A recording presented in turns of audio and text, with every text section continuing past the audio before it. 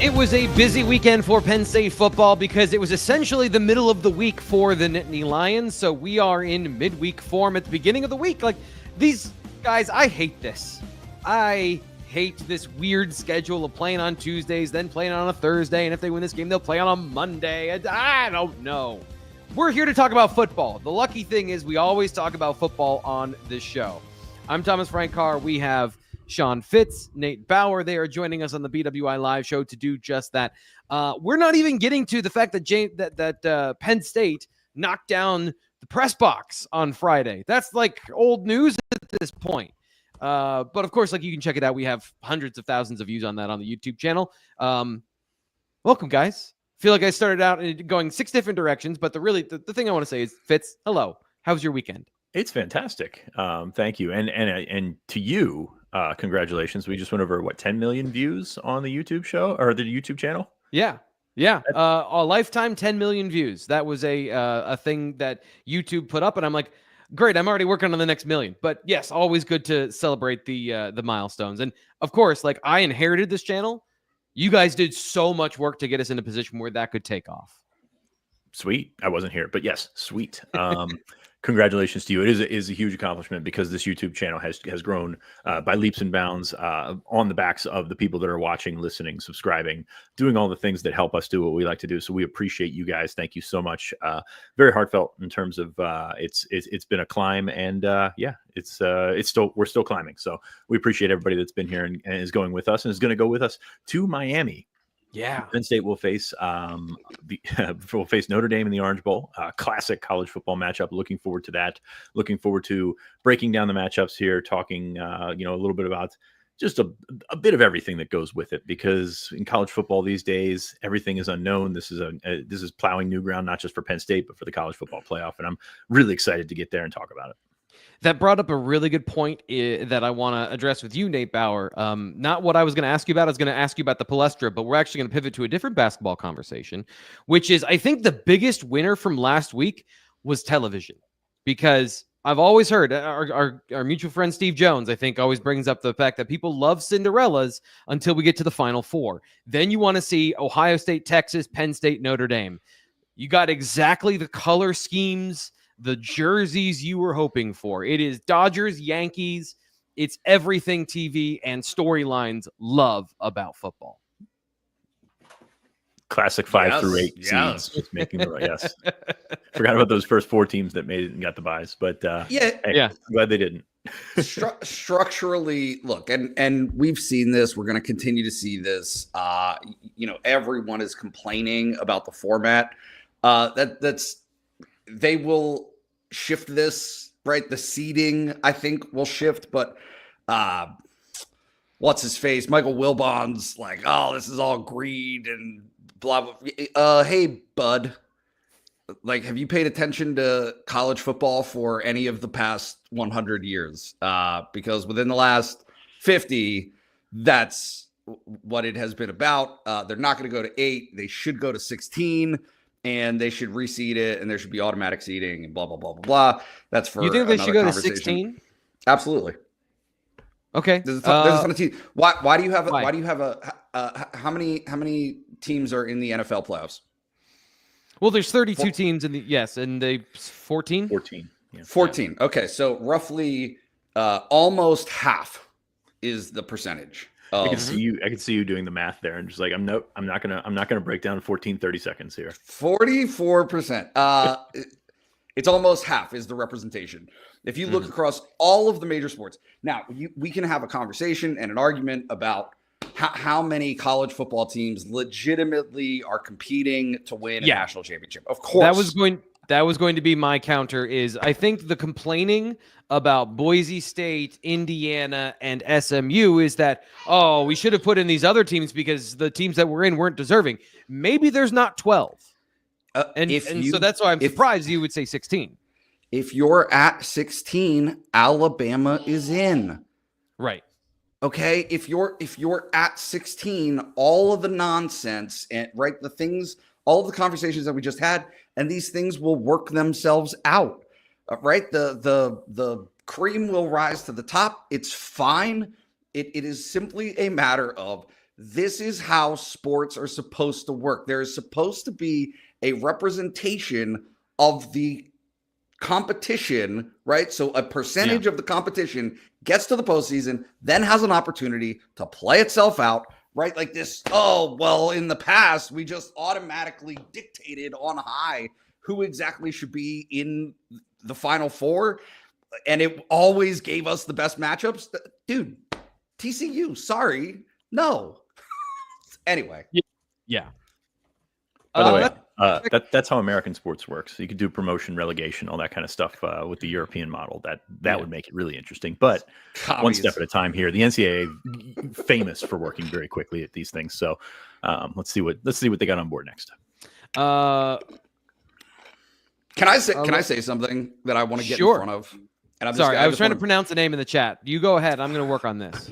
I want everybody to get mad at me, like just right out of the gates. All of the people that are traveling to Miami for this, spending a ton of money, going to the game, buying the tickets. It is a hot ticket, etc. And I saw this last year. I think it demands being said. Penn State does not owe you a win for it. And James Franklin does not owe you a status report on Abdul Carter before you made that investment. Oh, we're going to get into that here in a little bit. That's going to be something interesting we talk about throughout the show, but also between the lines. It's only the main thing that everyone wants to know about this week.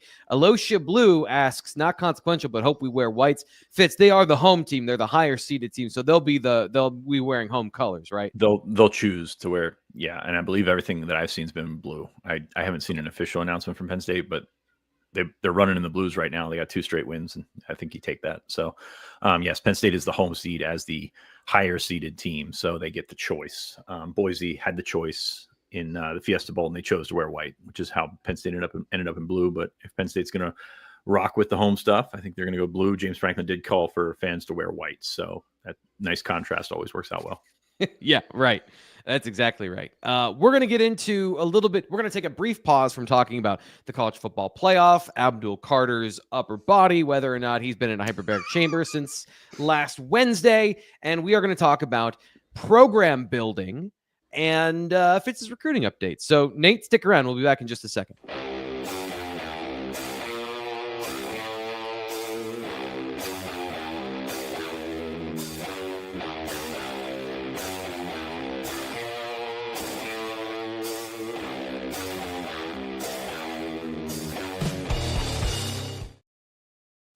So, Fitz, the portal is open for players to visit Penn State. I don't know how any of this works at this point. I don't understand when you can enroll, but blah, blah, blah. They are still trying to build for 2025. So what's going on with Penn State football and the transfer portal? And then we'll talk about recruiting in a second. Yeah, it's that ultimate balancing act right now because you're still in the same boat as every non-playoff team. I mean, there's four teams remaining, obviously, but everybody is trying to add teams through the portal. Ohio State, I think, just added another one this morning. So, like, it's all happening. It's a balancing act, and that's why you've got a big staff, and that's why these guys get paid a lot of money. It's not a sympathy play there, but there's a lot going on, and it's a very busy time right now. So Penn State so far are 3 visitors that we've identified this weekend. The first of which, TJ Shanahan, the offensive lineman from Texas A&M. He's originally from Orlando. He played his high school ball in Austin at Westlake High School. Great program, obviously, for those that follow Texas football. Went to A&M, had some moderate success, started in 5 games this year, and then hit the portal. Penn State has some connections there, very loose connections there. So he played for Steve Adazio in 2023, was recruited by Steve Adazio. Adazio was a head coach at Boston College when Phil Troutwine was there. Frank Leonard was there. Frank's been on his staff a couple different places, Colorado State as well. So there's connections there. So I think that's kind of a, connect the dots type thing. He left town and did not commit to Penn State. He left town, and you look at a couple things here. Number one, he's got more visits that he plans to take. Georgia was involved. I believe Arizona State was the other one that was involved as well, per Ryan Snyder. But it's a tough sell for Penn State right now. That offensive line, as well as they're playing, still has a lot of bodies that are coming back. I was going to ask you about that because it does seem like if there's one position they've been successful, at least getting guys on campus, it's been offensive line. 2 notable offensive linemen with starting experience. And that's a guy that's an offensive position where it feels like you could potentially have all 5 back if they wanted to be. Sal is 33 years old. So, Yeah. no, I mean, it's a situation where you've got plenty of, well, here's the thing. If you lay it out on paper, okay, there's a starting spot open with Sal going. That makes sense. You know what? Like he's been here forever. He's occupied that spot for a long time. So it's open, come in and compete. If you watch Penn State football, you understand that Cooper Cousins is here, JB Nelson is here, Venga's here, Nick Dawkins might come back. You know, there's a bunch of guys that can fit into those holes. Shanahan's an interior guy. He's played both guard and center at Texas A&M. But the same case was the Anderson kid from Utah State that ended up at NC State. That's a tough sell. Like that's a tough sell to come in. Now, the silver lining there is you've got 3 years left. So it's not a situation where if he comes in, he has to play right away. And I feel like that he's probably approaching every situation like that, especially if you're visiting 3 playoff teams. Like, yeah, you understand what's already there. So I think that plays into it. So we'll get some more feedback on that and see what TJ Shanahan is thinking. These guys obviously going into the portal to find a place to play.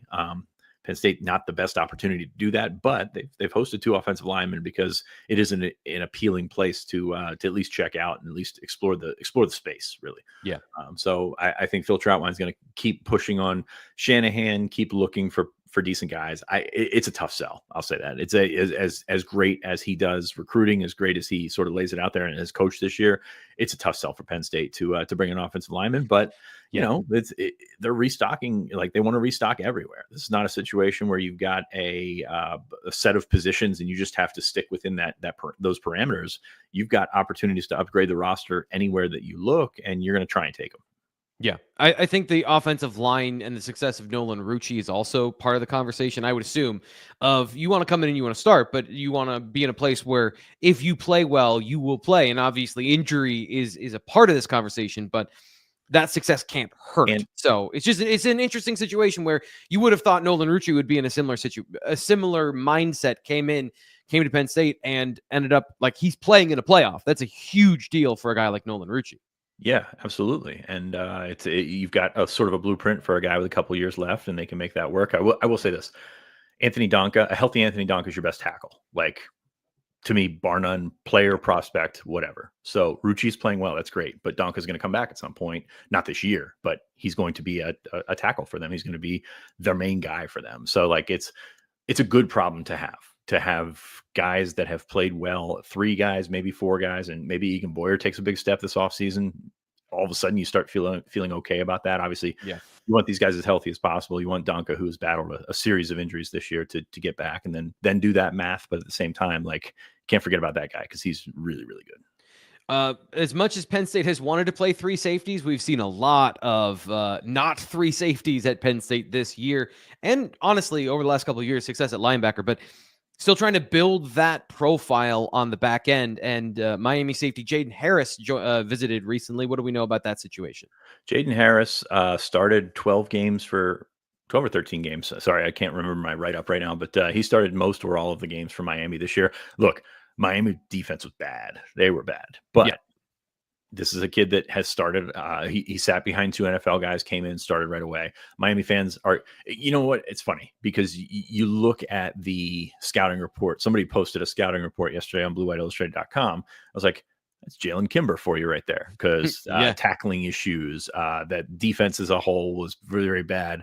Miami fans happy to see him go. It's an ad lib. You can fill in Jalen Kimber in Florida last year, and you kind of get the same thing. Jalen Kimber's played pretty well for Penn State. So I think, to me, this entire portal system, to me, keeps going back to, are these guys like finding the right scheme? And if you can find the right scheme, you probably have that talent to be that kind of player. I'm not seeing enough guys do that, especially because we talk so much about wide receiver. Like, scheme is everything. If you're a wide receiver, like, scheme is going to get you in the position to put up the numbers that you want to put up to get you to the NFL. And, sometimes when you're out looking for the biggest bag, like, you kind of can put scheme off to the side, and then all of a sudden, down the road, you're not producing. And then all of a sudden you lose that money the next. Yeah. I mean, I haven't done it for last portal season, but the portal season before last, I went through all the receivers that Penn State recruited or was connected with or offered and something like that. A lot of them flamed out. A lot of them did nothing. and including some guys that went to Penn State. So it's a tough read. It's tough to handle that. But could Jaden Harris be successful in Penn State system? Absolutely. A lot of safeties around the country could be as well. He was recruited by Manny Diaz, I do believe, and so there is that tie because he sat behind Cam Kitchens and James Williams, two for high 4 and 5-star safeties. That's the thing I was looking at is like positionally, was he playing out of position? He seems to be recruited for this style of defense. And when you have Mario Cristobal come in and play something completely different, I don't even know what their defense is. I just know like that might be an issue for him, and a better fit positionally, structurally, all makes the world of the difference for sure. And we forget this is a version of Tom Allen's defense. This is not really Tom Allen's defense. Tom Allen's defense played against West Virginia with 3 safeties, with KJ Winston being the national player, defensive player of the week. So like, yeah, I mean, you're going to want to get more safeties in there. You're going to want to figure out how all the stuff comes together. So I take these scouting reports from when guys are outgoing with with the appropriate amount of salt. Like I don't know. I'm sure there's something to it. I'm sure he's been burnt. I'm sure he's missed tackles. I'm sure he's done things like that. But like, to me, it's scheme fit. If they think he's a scheme fit, then they've kind of earned the benefit of the doubt in figuring out these guys. Yeah, 89 passer rating when targeting coverage according to PFF. That is good. That's not elite. That's also zero context. So, just a starting point of some of the metrics don't look good, but also, general productivity looked okay. We'll get into that at some point someday if he does commit to the Nittany Lions of what happened in that defense. I find that fascinating, especially when you know kind of where they started with Manny Diaz and you understand the starting point where they've gone since then at Miami.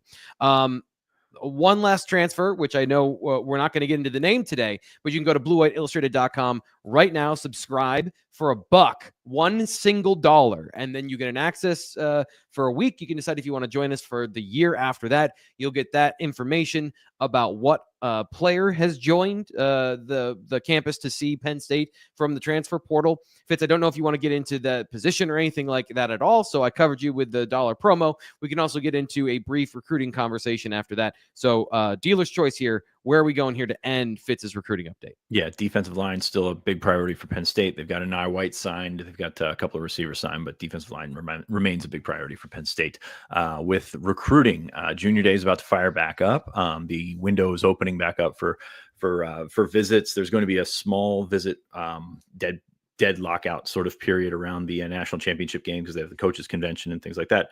But you get back into it. Penn State toward the end of the month will start getting more prospects back on campus. They'll start sending coaches, and I'm going to put hand quotes around that because it's not quite the coaching staff. You're sending out guys like Kenny Sanders and such on the road to do your recruiting, to do your January recruiting, because these guys are fully focused completely on Notre Dame right now and on the Orange Bowl.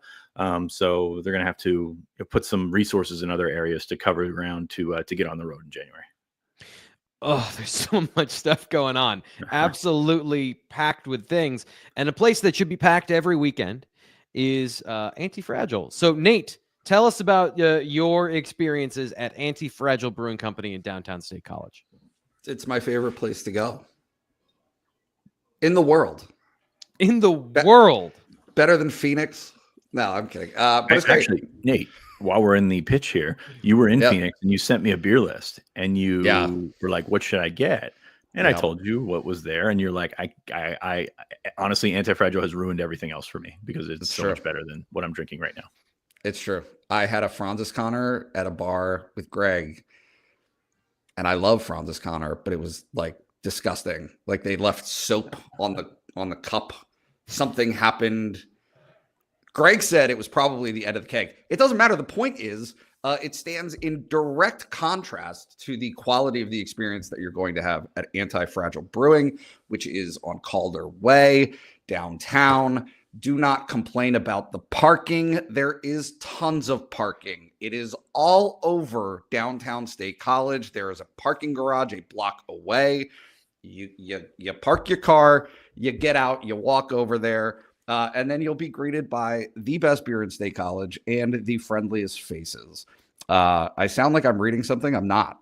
It's just that good. The faces are actually friendly. The faces are actually friendly. Although, sad news to report, our favorite bartender there, Erica, is tapping out. No. I know. I know. And so we will be sad to see her go. But in any case, the people that are there will always take care of us. They will take care of you. Mention that you go there for us, and they will be very, very happy about that. And we will be very happy about that too. So beyond the beer, they also have cheesesteaks at Uncle John's, which are, I will say, after being in Philadelphia this weekend, better than the one I had in Philly, honestly. Yeah. Cleavers, no doubt. So in any case, go to Anti-Fragile. I got nothing more to say. Go there, please. At some point when the season ends, we're going to be doing more with Anti-Fragile in terms of we'll be there in the official capacity. I'll make an appearance, and we're going to be doing something fun with Anti-Fragile this offseason. So we'll tell you more about that as soon as we can focus on any of those things, because, again, we're talking about Penn State going potentially to the national championship game. I don't know if you know, but that's what's on the line. Was that Kermit the Frog? Was it? I'm not muted. You were doing the arm thing. Oh, yeah. So, no, I was looking for my Between the Lines intro. There it is. We're going to talk about what James Franklin had to say on Saturday, and I'll wave my hands around in the background uncontrollably.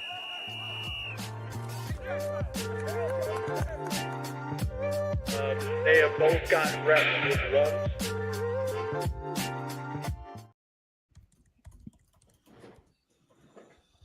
Was that Kermit the Frog enough? That was like more that wacky intro. Inflatable arm man, but doesn't he do that? Like he runs away like this, like just his arms straight up in the air. It's been a while since I've seen the Muppets. Anyway, James Franklin had a lot to say on Saturday. We were in Pagula Ice Arena because Beaver Stadium was blown up that morning. So it was an interesting situation. James Franklin spoke for about 45 minutes, as he normally does, and talked about, in a lot of ways, the way his team and Notre Dame are built in a very similar way. I think in a lot of ways they're built similar to us. You look at their turnover ratio numbers, you look at their explosive play defense in terms of defending and limiting explosive plays. You look at the middle eight. They're built in a lot of ways that I think we are in terms of emphasizing the statistics that matter. And they do a great job of not beating themselves, which I think is a really important thing. So I found it very interesting that the hardest thing that Penn State might see this year, obviously they'll play in a national championship game if they win this game, but the final boss to get to the promised land is themselves in so many ways. Program building is one thing, on the field is another. Fitz, what do you think of the comparison between Penn State and Notre Dame that James Franklin made? I think it's great. I think it's dead on. If you look at this game, it's going to be the game that the national audience will hate because Ohio State, Texas has the fireworks behind it, and Penn State Notre Dame very well could be a repeat of the Sugar Bowl. And we saw Notre Dame beat Georgia, sort of crashing, demolition derby, crashing themselves into each other. So it's stylistically very similar. Penn State has some advantages. Notre Dame, I think, has advantages as well. I mean, it's a 1.5 point line for a reason. I mean, these teams are very similar. It's going to be defense first, I believe, which means I guess hammer the over because we're always completely wrong about this. We're going to get to something fairly shocking in the chat in just a second.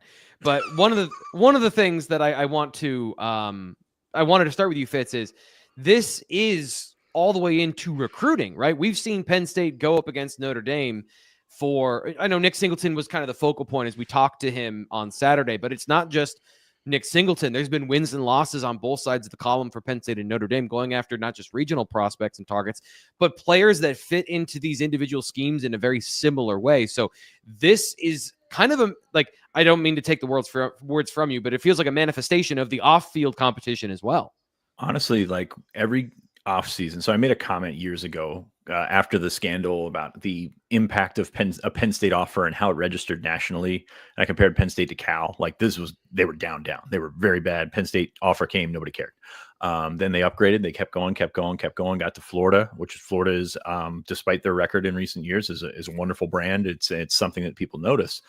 So I keep looking at the comparisons, and brand comparison is, it's subjective at this point, but the most similar program to Penn State right now, public, private, whatever, but Notre Dame is run very similar. Like, you don't see Notre Dame like throwing cash everywhere. You see them recruiting honestly, every time it comes up, it's the 4 years for 40 years pitch. Like, it is the Penn State and Notre Dame, a bit different in the approach. Michigan, you can lump in there as well, a bit different in the approach than some of their competitors, because, that's the way that they have to do things. And that's a way that you kind of get, and I know Notre Dame's tradition is, I don't want to say unmatched, but like, you think college football, you think Notre Dame, right? Yeah. But you've made it when there's a movie about your football team. Sure. Marshall's great too.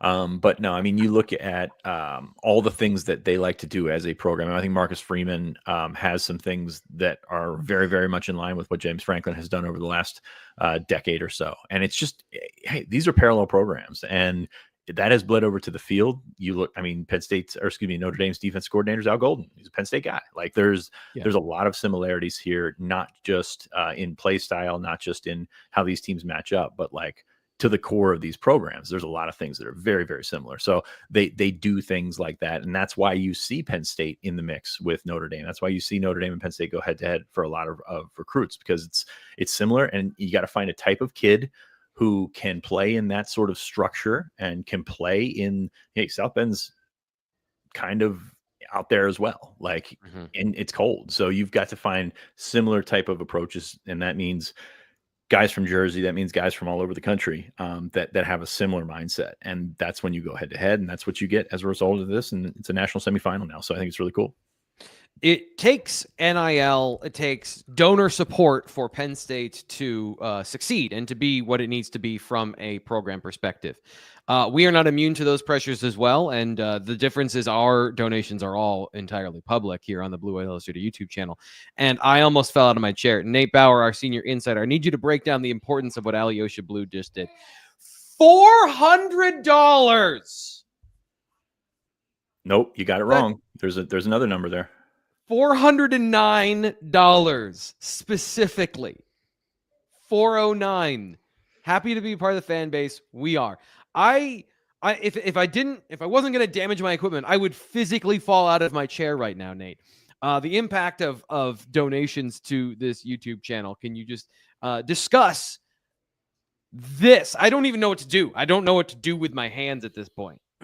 Yeah, my dinner with my wife Saturday night in Philly is now paid for. Thank you. No, I'm honestly, that's awesome. I'm like floored. I'm flabbergasted. I think I can speak for all of it. That has not ever happened before. No, we've not even close. I think we flirted with maybe 100 once, but yeah, that is so far above and beyond, and it truly is impactful.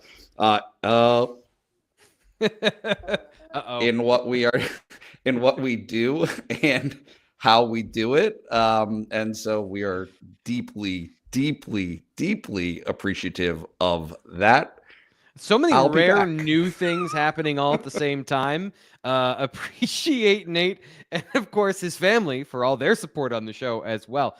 Wow, this has gone totally off the rails from what I expected. I have to say, like, we have had people who have tried to over time donate to the show in $20 increments to like just have a conversation with me live. That no one has donated that much at a single time. That is amazing. We do want to do the show though, because that's what everyone's here for. So Fitz, when it comes to on the field, the X's and O's, something I talked about previously, something that I'm interested in your perspective on this. The X's and O's side of things from Penn State's defense and Notre Dame's defense, they both play man coverage and they try to press more than anyone in college football. Literally, for Notre Dame, nobody plays as much press man coverage as Notre Dame percentage-wise, and Penn State's in the top 10. So when it comes to this game, is that an advantage or a disadvantage for these teams, do you think? Well, you turn it on its head there, because we've talked so often about how Penn State's wide receivers are going to keep it from getting to this level, basically getting to the national semifinal, getting to the national final. You have to have playmaking receivers on the outside. That's what is going to set you apart from every team. Notre Dame's receivers are on a similar level. Like if you talk to Notre Dame fans, they will tell you the receivers are the weak link.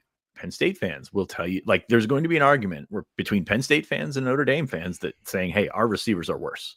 And that's very interesting to me when you take into account the man coverage aspect of it all, because you usually, you switch to zone to make up for deficiencies, right? You make up for speed deficiencies, size deficiencies, whatever.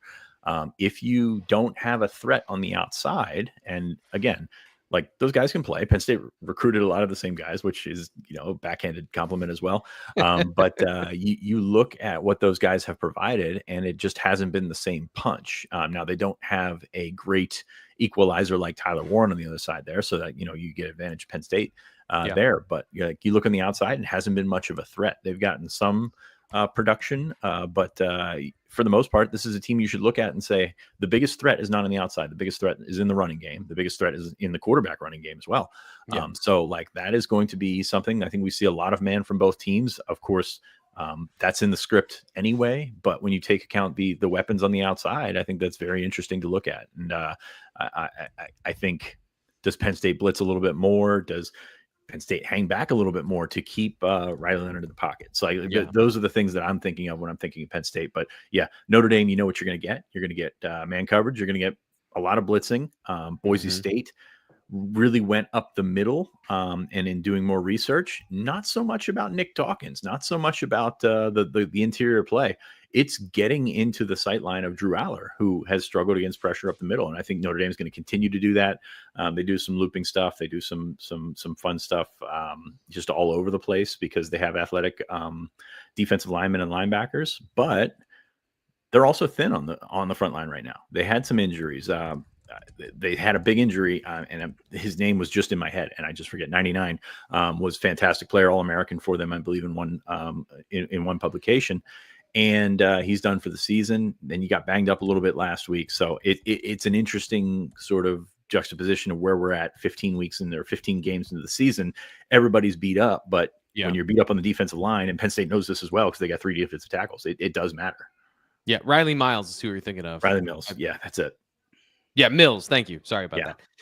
Nate, what do you think of the James Franklin's comments about structurally how these two teams are very similar? Didn't get a chance to actually get your thoughts on his comments from Saturday and what he thinks of the mirror image between Penn State and Notre Dame. Yeah, I mean, I'll let you guys hash out the hip radius stuff, right? Like the type of athletes they recruit. And I'm gonna dive in on the Fitz comment about when you think about college football, you think about Notre Dame, and this is I think the fact that the last Notre Dame national championship won was 1988. Penn State's was 1986. I was born in 1984, and I know that I'm 40, so that's almost 40 years ago for both of these programs. Big math day for you. Big, huge math day. I'm crushing it. And so you look at the national titles that they've won. There were 2 world wars during some of those, right? A depression. Right. These are things that are not necessarily relevant to today's version of college football. And so you can't and shouldn't take anything away from their history. It's important. It's important to college football. Michigan is in the same boat until they won a national championship. And so if you are looking at what this opportunity represents, I think for both of these programs, it's, hey, it's been a minute. It's been a little bit. Yeah. Right. Since this has happened.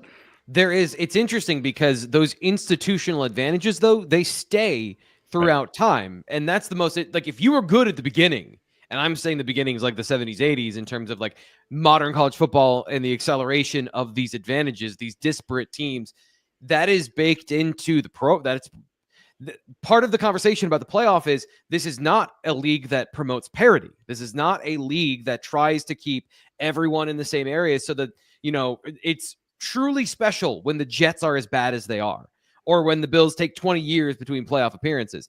It's designed that that's the norm. Like congratulations, you're a part of the Big Ten, Indiana, but this is a participation value for you, and that's about it. And so these things, and they have been to the playoff in recent decades. So I think some of these things are relevant, and you make a great point about what's actual productivity, what's actual accomplishment, and then what is the perception and the brand recognition that has built over time.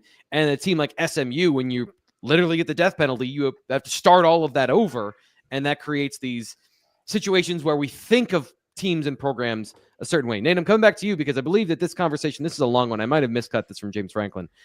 He talked about retaining the roster and the conversation around, Nick Singleton happened yesterday, but in general, balancing next year versus having to win this game. Yeah, I talked to a buddy at another school that had a really good season, and they were saying that was a mistake that they made, is they put everything in to that season, rightfully so, but then a year later you're paying for that, and that's the challenge. That's where having these staff sizes are so important, and trying to balance those two things constantly. We have kids on campus right now for official visits, right? So that is challenging.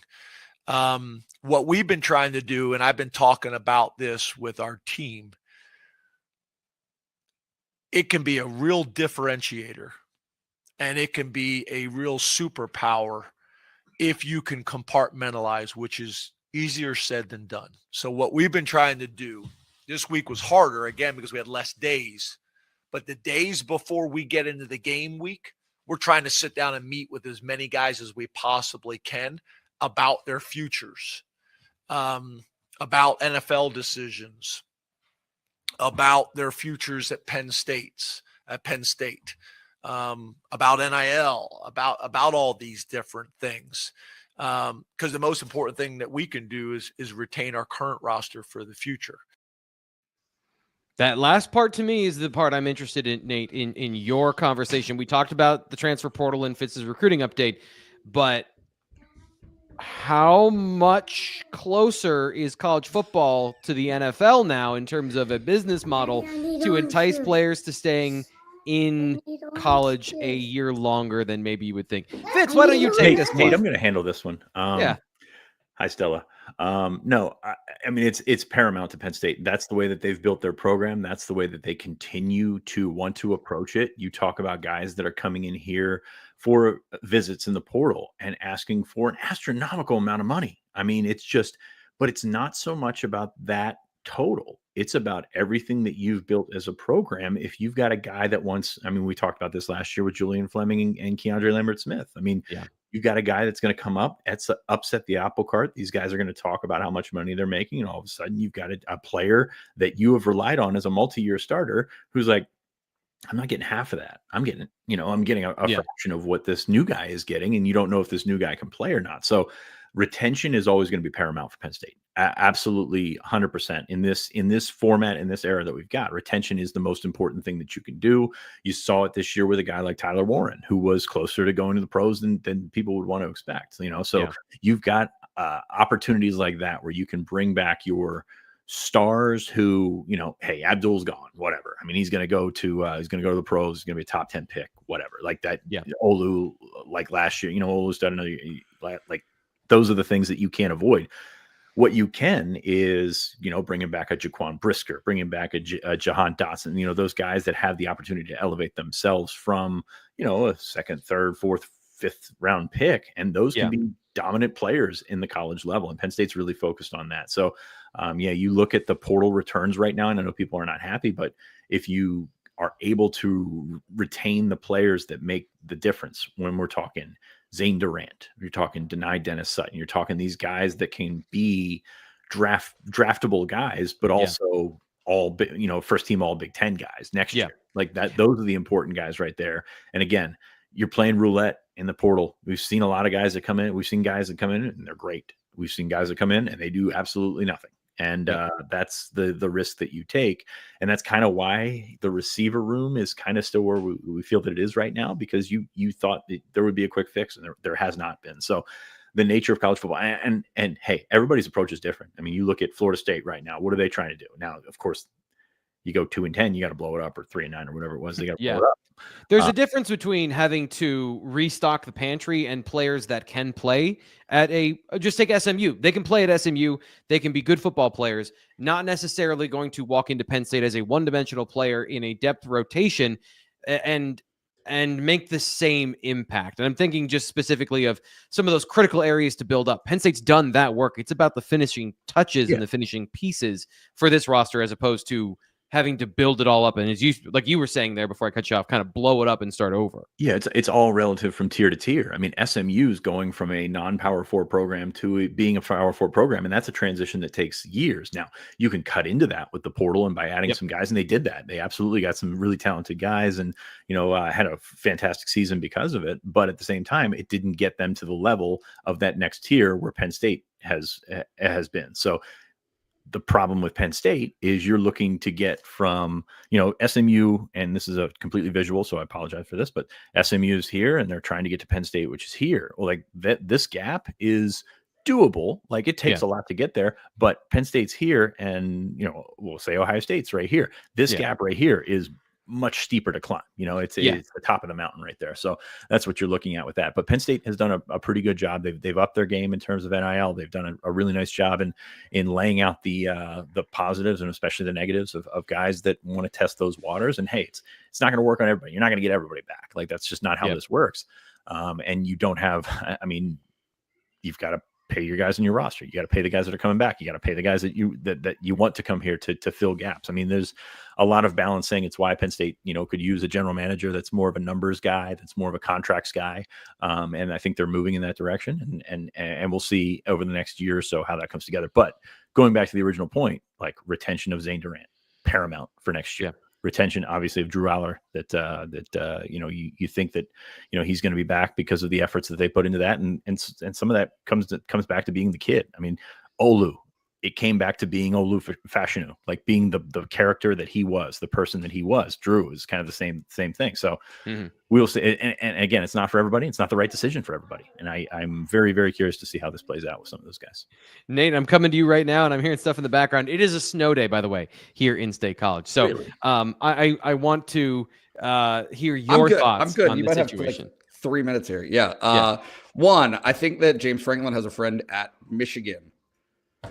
Kind of sounds like it. He's got a buddy in the Michigan football program, which is something that I think we've been talking about here for a couple of months, in the sense that you do not want to win a national championship and then not have a football team on the backside of it. Flatly, Penn State can win a national championship. That can happen. With that national championship, things that were appealing or are appealing under the assumption that they don't win a national championship might not be as appealing for some of the guys who have decided to come back already. Yeah. Okay. You feel me? You're very, very, very good at coded language, Nate. Yeah, everybody I do what I can. And so if the draft conversation changes, if future goals change, all of those things, all of those dynamics, I just think that it is naive to look at these things as anything other than fluid situations. And so that includes for Penn State, prioritizing something right now might not be the priority in 2 weeks. Right. It's all on the table right now. And so, go to Brad's comment there. Right. Drew, Nick, Fat, and more gone. I will say, maybe that could be the case. So it's just a matter of how do you figure out what are your positions that you can bring back? How much money do you have? It is finite. There is not a never ending pool of funds to use. And so, and part of that conversation that is being discussed here, if guys that they currently expect to come back who are a big price tag don't come back, that changes the calculus of your salary pool for who you have to work with and go out Once again, not to jump in here and get you off your roll, Nate, but it also seems like it'd be great if all of those decisions were made before the transfer portal closed and a lot of these players have made their decisions about their next program, because a lot of those decisions might be made on January 21st. Yeah, this is all NFL stuff for a lot of these guys, right? Okay, it is. But it is, to then replace those guys, and you mentioned the size and the pool of the money, to go out and prioritize positions you may need to buttress your roster to create new strengths or to reinforce new weaknesses. That's all happening after the NFL decisions are made. This is all out of order. All of this is out of order. That's correct. It is way out of order. It is not right for the sport. It's not good for the sport. It's not good for its stakeholders, the athletes or the coaches. None of it is good. And yet it is the system that it is currently. Yeah. And so you have to work within it and go from there. But I do think it's important to note, if Drew Aller leaves, Penn State's not shopping for a blockbuster quarterback. No. Right. Hey, by the way, someone pointed out in the chat earlier that is a difference between Penn State and Notre Dame. Notre Dame has their last two starting quarterbacks have been portal guys, not like over the top, like Penn State. Is big splash. Yeah, go ahead. Penn State's the last team in the tournament without a transfer quarterback starting this weekend. Really? That's correct. Quinn Ewers was a transfer? Was he at Ohio State? Ohio State. He was at Ohio State. Riley Leonard was at Duke. And Will Howard was at Kansas State. Yep. Will Howard went to Kansas State. Hasn't taken a transfer quarterback. There's a reason for that. Like Penn State has had 4 starting quarterbacks in the last 11 seasons of James Franklin's tenure. So for the entirety of James Franklin's tenure is 11 seasons. Yeah. They've had 4 full-time starters. And 3 have taken 95% of those snaps. So it is remarkable, the consistency there. So that leads us into this conversation about the actual game. Penn State plays Notre Dame. The chats wanted to talk about this the whole time. I apologize for holding this off to the very end, but it is early in the week. So our guys, we're still doing our prep. We have thoughts and feelings about this upcoming game. We're going to get into those right now. And, of course, we will have a more substantive preview show on Wednesday. I don't know the time just yet because Penn State has some media availabilities early on Wednesday, but Greg and I are going to come in. We're going to preview the show before we get to the game on Thursday, and then a wrap-up show TBD, because these guys everyone is going down to Florida. So I'll be manning the fort here, and then we'll figure out what we're doing on the back end once everyone gets home. So that's just kind of a quick preview of the schedule. And also we're going to get into it. We got a chat here from Larry, and Larry brings up, he says, no one outside of Josh Pate seems to mention that Notre Dame has some issues to stopping the run. They rank outside the top 25 in run defense. And he says it drives him crazy about how good their run defense is, but nobody mentions the numbers. I'll just tell you, one of the reasons why is when you turn on the tape, their D-line is impressive. So when you start with run defense, you start with the D-line. Linebackers, safeties, corners, they all are a part of this.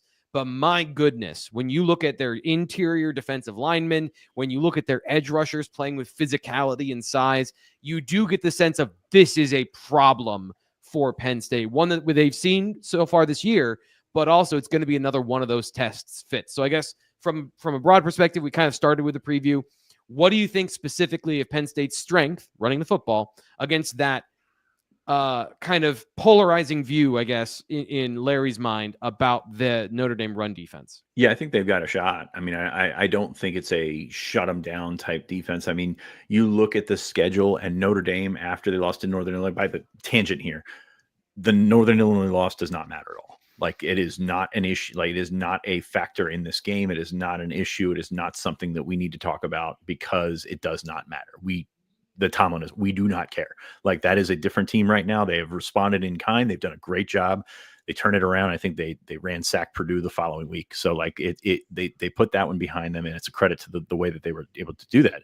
You look at their schedule going down the line, there's a lot of leads there. There's a lot of, I mean, that's a big win over Stanford, big win over Navy, which we thought was going to be a big game, thought Army was going to be a big game, turned into a rout. So like Virginia, like these, you're not going to get run on when you're up 28-3 or whatever it is. So I think that plays into it, and Penn State's had some of that as well. So that goes into it a little bit. But yeah, I mean, there are cracks there. There are abilities for teams to open it up. Fascinating to me that USC had their best 2 running games against Power 4 competition against Penn State and Notre Dame. I think that is wild when you think about the offense that they had, the offense that they were trying to have, and the weapons that they have on the outside. And it's the running game that got it done for both of them. So it's kind of crazy to think, and actually have to dig into that Notre Dame USC game because it got crazy there at the end. But USC being able to run is not insignificant. Because Penn State saw it as well. So I think that, you have an opportunity to play it like that. Katron has played as well as any back in the college football playoff. Scatabo was fantastic for Arizona State, but that was, it was one game. So Katron has done some really good things to turn his, it's so stupid to say this, but turn his career around. You look at the season that he had and the playoff that he had and the end of the season with the Big Ten championship that he had. And he seems to be a different player. He seems to be like a completely different motivation there. And he's running angry. He's running awesome. He's, I think Drew said he's looking for somebody to plant in the ground. Like that's the way that he's running. So when you have that and you have a scheme that has been pretty successful, you're going to have opportunities. And I think they will be able to run. Again, what did I say last week? You pass to score, you run to win. And I think Penn State has that ability to do so, especially when you look at the 2 sets of backs and fantastic sets of backs on each side. But Jeremiah Love's pretty beat up right now. And if you saw the video out of the Notre Dame practice, he's not moving all that well.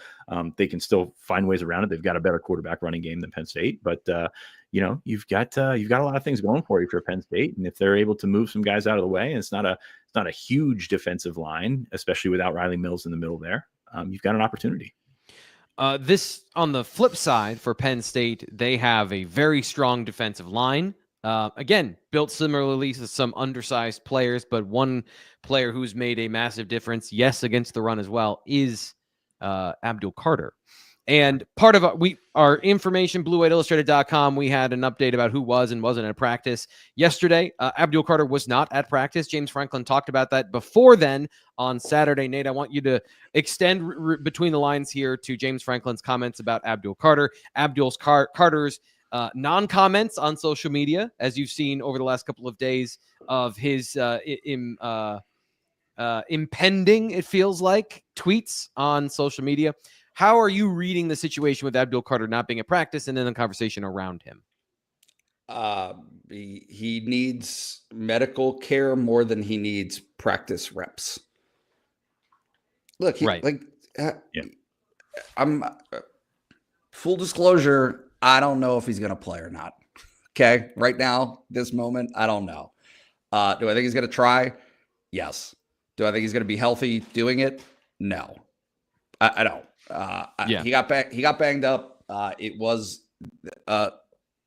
something happened, right? He got hurt in that game. And so the time spent since that game until Thursday night will be trying to get him back to as good as possible so that he has an opportunity to give it a go. And I just think that we're going to have to wait until then to see what happens. I just think that there are levels to this of, it's almost like grief of going through the stages of like, hey guys, I'm not the Grim Reaper here, but your best guy, the guy that you love and is an absolute wrecker, probably can't be that. He probably can't be that guy in this game. I don't see how that's possible. Yeah. It seems unlikely at the very least. It seems unlikely. If he can do it, then all the better, right? Of course. Yeah. It'll be a great story, right? That'll be what it is. It'll be a great story about how he was able to overcome that in a little over a week. There will be every possible resource that Penn State has, that humanity has, to heal somebody will be devoted to getting him in shape to be able to play this game. I just am on the side of realism at, hey guys, he got banged up against Boise State, wanted to give it a go in the second half, ultimately decided against it, trying to get back as fast as he can, right? And in the sense that, look, he didn't have to go back in that Boise game. Yeah. But these guys are all competitors. If they can go, they're going to go for the most part. So it's just going to be interesting to see whether or not. And look, I'm not saying anything that James Franklin didn't say publicly on Saturday. Right. It is, not only can he get onto the field, sure, but what is the quality of performance that he can provide? What is, and for Penn State, there's going to be a balancing act there. If you're Deion Barnes, you're going to have to weigh, once you see him out there, if you see him out there, is this version of him better than Amin Vanover? I would go a little bit further than that and say that I wouldn't expect to see him on too many rundowns, especially early in the game. Maybe they'll try it out and see how it goes. But Fitz, if you need a third down pass rusher and maybe he only rushes off the, what's your left shoulder? He only rushes off the right side of the offensive line, where maybe that might be a little bit easier for him to run that way. I think there are still ways he can be a part of the game plan and effective, even if what Nate is saying is true. But if you're expecting Abdul Carter to be the guy who is there for 70 snaps, I think the biggest thing is that he was the guy that was on every single play. He played more snaps than any D lineman. He was one of the top players on the team in terms of total snaps on defense. And now that whole thing is gone. And so I think that's the, how do you replace that? And what parts of that do you replace? Can you replace with him? And what do you need somebody else to do? It's funny. I read a scouting report that said Penn State takes him off the field on rundowns, which was very funny to me. It was not us. I know, but I'm like, who in the universe would say that's the dumbest? Okay. It is falling straight into the stereotype of this guy is a speed rusher, whatever. No, he's a complete player and he's pretty awesome at it. Going back to what you said, yeah, I mean, you look at what he has been able to provide, and the biggest thing that he has changed as a pass rusher, one of the biggest things that he's changed in the pass rusher is the looks that you get in pass protection and sliding protections. He was going against two offensive linemen at times this year, and not just like, and I'm not talking like an offensive lineman and a chip, or an offensive lineman and keeping a tight end in, or keeping a running back in. This is a guy that was demanding your biggest blockers like against him. So does Notre Dame still fear him enough to change their protections, to change where you're looking, to run into to run into the blitz? And I don't know, like, without knowing the status of him, and we're not going to know his status again. We're not going to know the status of him till Thursday. Like, it is what it is. And not even before the game, as James Franklin pointed out on Saturday, there is no mandate for a availability report in the playoffs. So they're not going to give one before the game. We're going to find out these guys are there during warmups. BlueWhiteIllustrated.com. They give you all the details on the message board before the game of what they're seeing. And then, of course, when we actually see the team take the field. Yeah. But so finishing my thought, Vanover looked really good last week. And he's looked, again, he's like Katron, taking his game to another level in the playoff. And you need those guys to elevate. And he's probably, without knowing the extent of the injury, the extent of the plan to play Abdul, like, he's going to be your down guy. And that's absolutely what you need there. So, the going back to what Notre Dame does, I mean, it's not a traditional drop back passing team that's going to sort of sit back there and try and pick you apart. Like, they're going to move around the pocket. They're going to move Riley Leonard, who's really, I mean, he's a fantastic quarterback, a great gamer. Nobody's going to confuse his arm with Drew Aller's, but like, he's going to be able to complete some passes. And, does that change the way that Penn State goes after him? Does that change the way they bring a second level blitz? Does that change the way that they use a guy like Dennis-Sutton? Like, that's got to be your guy. Like, that's got to be your dude in this game is Denny, because he's, I don't want to say a sure thing. He's more of a sure thing to try and make those plays than Amin Vanover. So I'm very, very curious to see how it's going to work.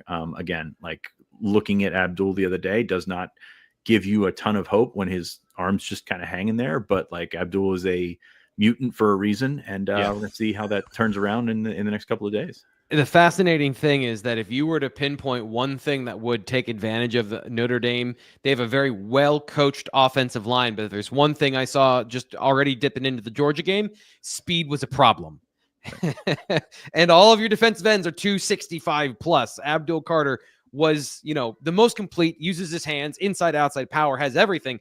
But that speed element that sets everything else up, I don't think Max Granville's ready. So where is that going to come from? Is it blitz? Is it how are they going to try and manufacture that speed? Because I think it is very important against this particular offensive line, which seems pretty banged up. Nate, any other thoughts here? We're coming down to the end of it. I just wanted to get some final thoughts on this game and a little bit more, squeeze a little more juice out of this orange about the matchup here. What do you think that we haven't talked about yet comes to your mind in terms of what you're curious to learn about this week from Penn State and their matchup with Notre Dame? Yeah, I think I just am what's the word? Addicted. That's the word, to the idea of quarterback play mattering at this stage of the game. And I think if you're Penn State, you should feel really good about that. We're on the same wavelength. To me, not that Riley Leonard isn't a good football player, not that there aren't good things that Notre Dame can do in the passing game, but to me, Penn State has done and did very recently well against one-dimensional offenses. Defensively, that's a thing that they do. If they know for a while, this is what we have to do. We have to stop the run. And that's what they do anyway. That's so much of what they do is predicated on that. This, to me, shapes up fairly well for Penn State to not give up a ton of points. And if you don't give up a ton of points, you always have a chance. I'm not saying that Penn State's offense, right? I like that part of the equation, to me, is a wild card, has been a wild card, will continue to be a wild card. But if this is a game where Penn State's defense can prevent Notre Dame from offensively cracking 24, 27 points, you're going to be in it, right? Special teams, I think, is an under talked about part of this, right? You can't give up those backbreaking type plays. But if Penn State is able to contain the run, turn it into a little bit of a punting contest, and not get burnt by big plays in the passing game, I don't know. Front facing, when I look at the stats and when I look at the record and everything that Notre Dame has done this season, those are things that I think favor fairly well for Penn State going into this game. It's interesting because I was all ready yesterday to write something about how Penn State is going to struggle against press man coverage and man coverage in general. And then when I looked at the information, I looked at the data, and that's not true. Now, it is true that only like 4 receivers have any receptions of any meaning whatsoever against man coverage.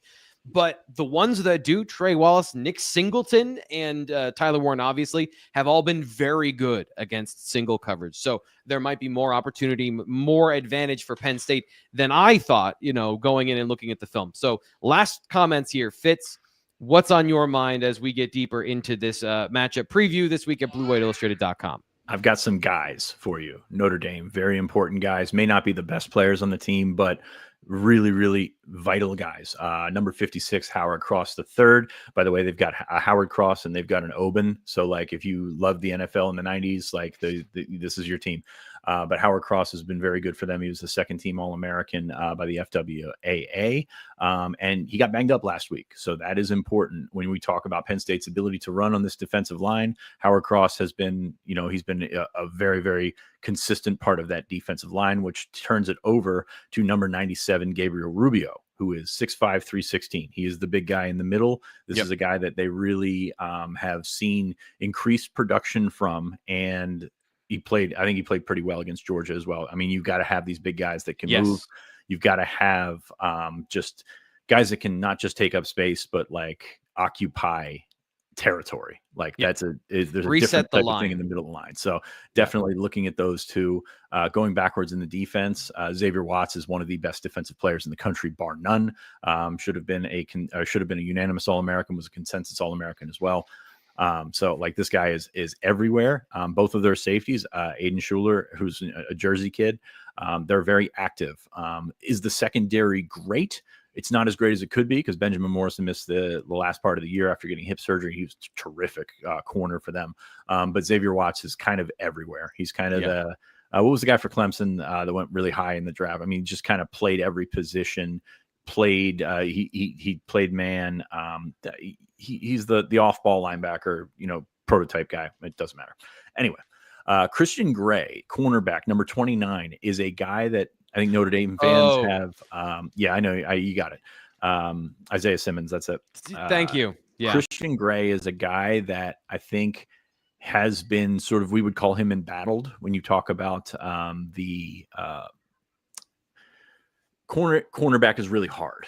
Okay. And they put a lot of pressure on those guys. Put a lot of pressure on their corners by making them play man. He had a good game against Georgia. Is he exploitable? Absolutely.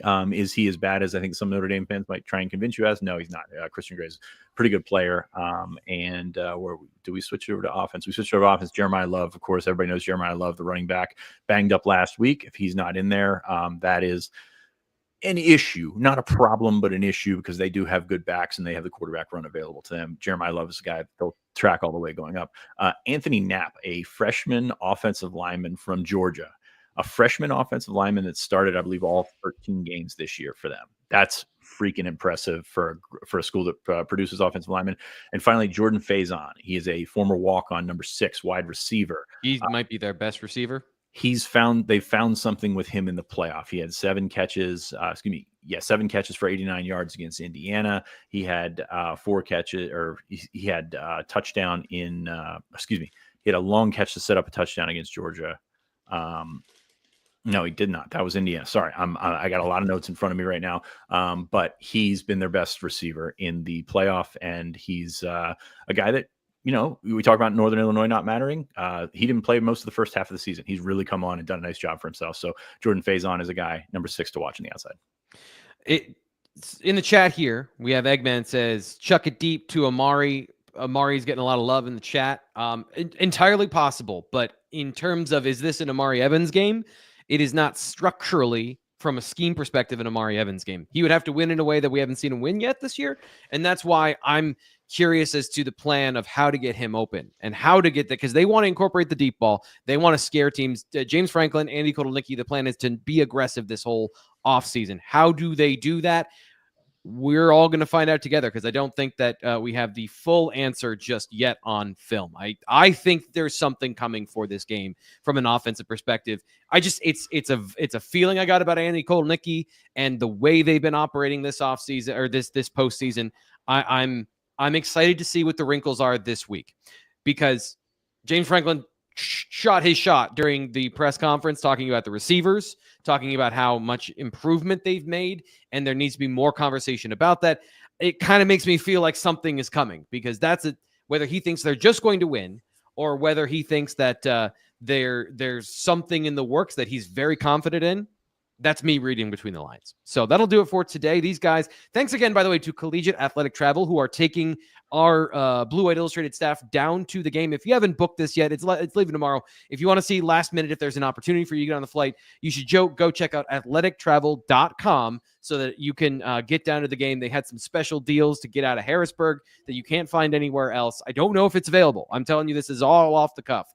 I want to say thank you to them for all the stuff that they've been doing. You can listen to these guys give a chalk talk if you're on the full ride experience with Collegiate Athletic Travel. Day of the game, they're going to be talking at 2 separate events. So Nate Bauer, Greg Pickle, Sean Fitz, and Ryan Slant are all going to be in Miami covering the game. Guys, have a safe trip. We will see you on the other side. And of course, like I said, Wednesday, we'll be back with a live show. Try to get you the information coming up in just a little bit about the time of that. For Sean Fitz, Nate Bauer, I'm Thomas Ryan Carr. We'll talk to you later.